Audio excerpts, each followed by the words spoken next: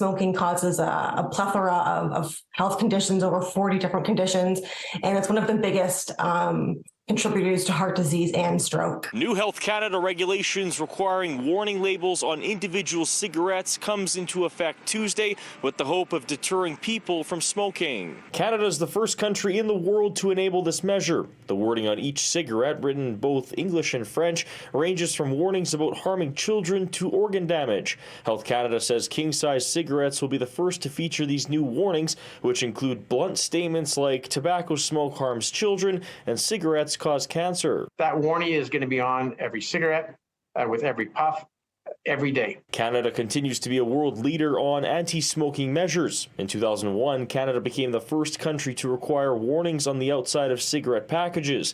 Now, 22 years later, it's becoming the first country to implement these new warnings. We have several dozen research studies in Canada and other countries that have found that having a warning on cigarettes is going to be effective. It's going to be impactful.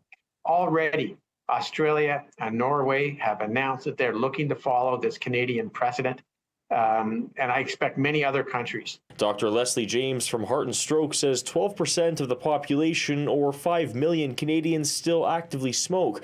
Ottawa has set a goal to reduce that number to 5% by 2035, which James says is doable. We need to layer on policy measures, though. It's not one silver bullet that will get us there, but we need to address tobacco control and vaping in Canada, because vaping crisis and the rates of vaping really have the potential to undermine the progress we've made in tobacco control. John McDonald, the executive director of the Manitoba Tobacco Reduction Alliance, says more than 1,500 Manitobans die every year from causes directly attributable to tobacco. With the Manitoba provincial election on the horizon, McDonald says tobacco and vaping reduction should be top of mind for the candidates. We know that people are dying from tobacco. We know that kids are getting hooked on vapes.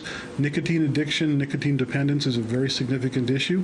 We need to get those ideas out there and have politicians take a firm stand. Haley Coleman from the Manitoba Lung Association is pleased with the new regulations. If we could have the same messaging in our workplace, in schools, in the community, and now on labels and packaging, I think it's just like you're going to see it so many times. It's so repetitive that hopefully it will stick and help deter, or at least let you think twice. In Winnipeg, Alex Karpa, City News.